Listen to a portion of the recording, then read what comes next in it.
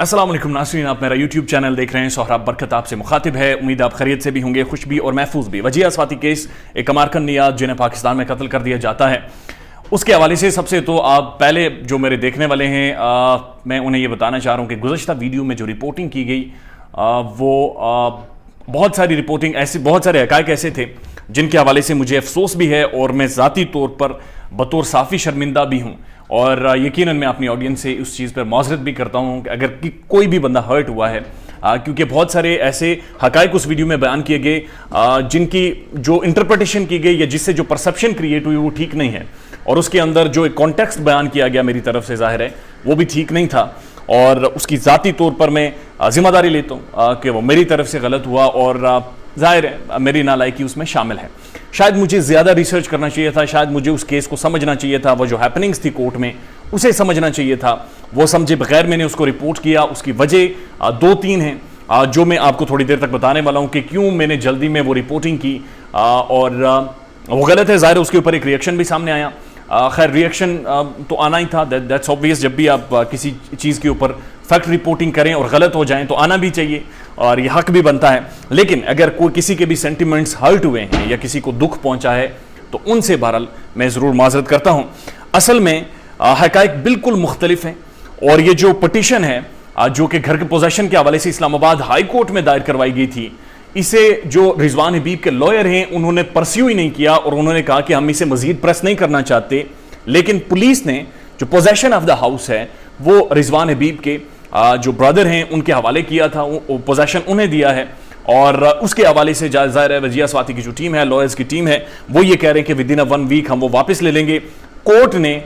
उस घर का पोजेशन रिजवान हबीब के हवाले नहीं किया, बल्कि जो जस्टिस साहब के रिमार्क्स हैं वो बड़े अलार्मिंग हैं और बहुत ही ज़्यादा इंटरेस्टिंग है। लेकिन जो एग्जैक्ट ऑर्डर है वो मेरे पास मौजूद है, वो मैं आपको पढ़कर सुनाता हूं। लेकिन उससे पहले जो जज साहब के रिमार्क्स थे वो मैं आपके सामने रखना चाहता हूं, और इसके बाद आपको ये भी बताऊंगा कि गलत रिपोर्टिंग क्यों हुई, किस वजह से हुई, और क्यों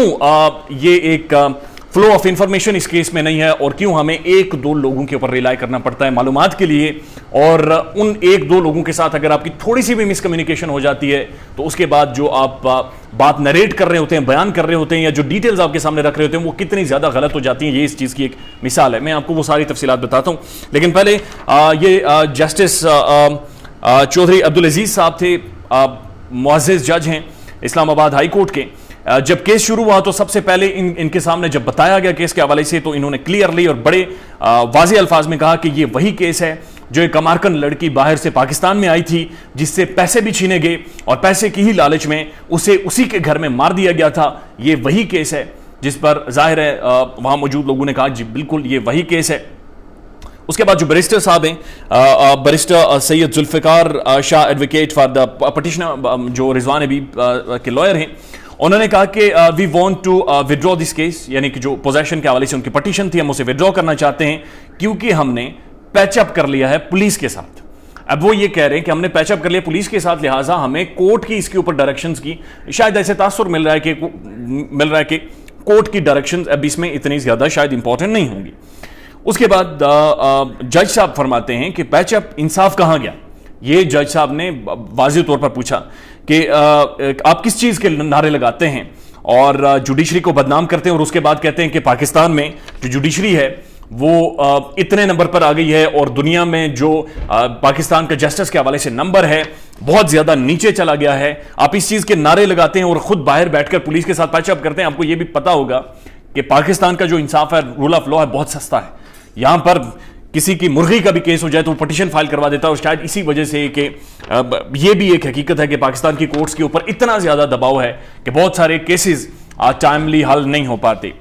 बहरहाल उसके बाद बैरिस्टर साहब ने कोर्ट में जज साहब से मुखातिब होकर कहा कि हमें माफ़ करें, हम विड्रॉ करना चाहते हैं। और उसके बाद जज साहब के ये रिमार्क्स हैं, ये जो कोर्ट ऑर्डर में लिखा गया है कि डिसमिस्ड बीइंग नॉट प्रेस्ड, और इसका जो पहली लाइन है वह है barrister Syed Zulfiqar Shah advocate of the petitioner at the very outset a learned counsel for the petitioner opted not to press this petition, यानी उन्होंने इसे मजीद परस्यू करने की कोशिश ही नहीं की और उन्होंने कहा जी हम इसे विड्रॉ करना चाहते हैं। और विड्रॉल के हवाले से उनका यह नुक्ता नजर था कि पुलिस के साथ हमारा पैचअप हो गया है, लिहाजा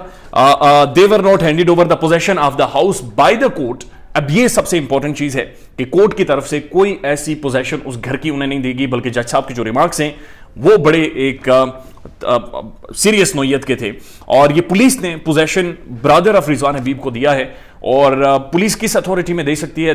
یہ آنے والے ٹائم میں دیکھنا ہوگا، یا یہ جو لیگل مائنڈز ہیں وہ ہمیں ظاہر کلیئر کریں گے۔ اب میں اس ویڈیو کی طرف آتا ہوں جو گزشتہ میں نے ویڈیو کی، اور ظاہر ہے میں اسے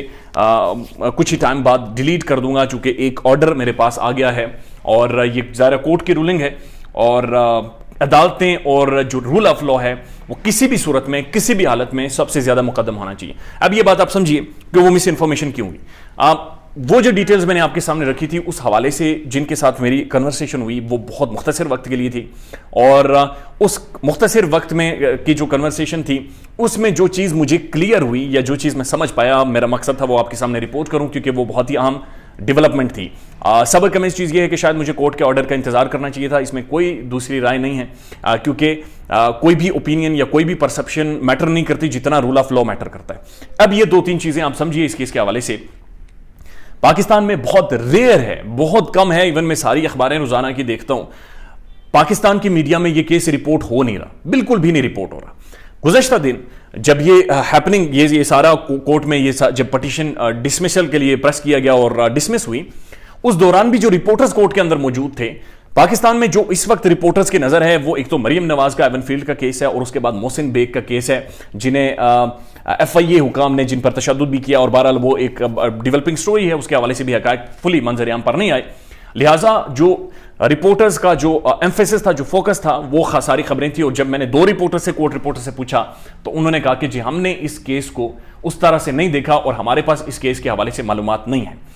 اس کے بعد آج صبح جب میں یہ ویڈیو کر رہا ہوں، میں نے تقریباً 3 جو سینئر موسٹ اسلام آباد ہائی کورٹ کے رپورٹرز ہیں، جب میں نے انہیں ٹیلی فون کال کی اور میں نے کہا کہ یہ مجھے آرڈر لے کر بھیجیں، تو انہوں نے کہا جی ہم اس کیس کو بالکل نہیں فالو کر رہے، اور نہ فالو کرنے کی 2-3 وجوہات ہیں جو میں آپ کے سامنے رکھ دیتا ہوں۔ پہلی وجہ یہ ہے کہ ایک تھرڈ پرسپشن موجود ہے، دوسری چیز یہ ہے کہ ظاہر ہے کوئی بھی یوٹیوبر ہے، کوئی بھی جرنلسٹ ہے، جب کوئی بھی سٹوری وہ کرتا ہے تو ایک فائنانشیل آسپیکٹ کو وہ سامنے رکھتا ہے۔ اب یہ دونوں چیزوں کا ہرگز مطلب نہیں ہے کہ وہ غلط رپورٹنگ کرے گا، میں اس طرف نہیں آ رہا، لیکن میں یہ بتانا چاہتا ہوں تاکہ آپ کی نالج میں یہ بات ہو، ایک فائنانشیل آسپیکٹس بھی شامل ہوتے ہیں جب بھی آپ کوئی ویڈیو کرتے ہیں، اور خاص کر یوٹیوب کے اوپر کوئی بھی رپورٹنگ کرتے ہیں۔ تو اب پاکستان کے اندر جو یوٹیوب پے کرتا ہے وہ 1000 ویوز کے اوپر 1000 ویوز کے اوپر 85 پینیز پے کرتا ہے۔ اب یہ بہت کم اماؤنٹ ہے، اور 100 پینیز مل کر $1 بنتا ہے۔ 85 پینیز یوٹیوب پے کرتا ہے 1000 ویوز کے اوپر، اور وجیہہ سواتی کیس ایک ایسا کیس ہے جس کے بارے میں آپ یہ کہیں کہ پاکستان کے اندر ویورشپ نہ ہونے کے برابر ہے، اور آپ میری چونکہ میں اس کے اوپر 30-40 ویڈیوز کر چکا ہوں، اب سب ویڈیوز کو بھی اگر آپ دیکھیں تو ہارڈلی 1000 ویوز پر ویڈیوز جا رہی ہیں، یعنی کہ جو فائنینشیل آؤٹ لے ہے یا جو فائنینشیل اسپیکٹ ہے اس سارے کیس کا یوٹیوبرز کے لیے یا جرنلسٹ کے لیے جنہوں نے اس کیس کو رپورٹ کرنا ہے، ان کے لیے آلموسٹ نہ ہونے کے برابر ہے۔ تو جب بھی کورٹ کے اندر رپورٹرز کو یہ چیز میں کہتا ہوں یا ہدایت جاری کرتا ہوں، اوبویسلی میں ایک ورکنگ جرنلسٹ ہوں اور میں پرائم ٹیلی ویژن اور پرائم ڈیجیٹل میڈیا کے ساتھ کام کر رہا ہوں پاکستان میں، تو جب بھی میں اس کیس کی انفارمیشن کے حوالے سے انہیں کہتا ہوں تو انہیں فائنینشلی وائبل ہی نہیں ہے یا سوٹ ہی نہیں کرتا کہ وہ اس کیس کو کورٹ جا کر خاص طور پر رپورٹنگ کریں۔ اب اس کا مطلب اگین آئی ایم مینشننگ ہرگز نہیں ہے کہ غلط رپورٹنگ کی جائے۔ اس وجہ سے ان دونوں چیزوں کی وجہ سے